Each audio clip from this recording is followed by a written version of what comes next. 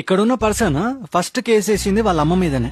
అలా ఎందుకంటే వాళ్ళ అమ్మ అతన్ని సరిగ్గా పోషించలేదని. కోర్టులో కూడా అతను గెలిచాడు. దానితో అతనికి 15 లక్షల రూపాయలు వచ్చాయి. జోనథన్ రిచెస్, ఆయన పేరు గిన్నీస్ వరల్డ్ రికార్డ్ లో కూడా ఎక్కింది. దీని తర్వాత అతను వాళ్ళ ఫ్రెండ్స్ మీద, కొలీగ్స్ మీద, ఆఖరికి అమెరికన్ ప్రెసిడెంట్ జార్జ్ బుష్ మీద కూడా కేసు వేశాడు.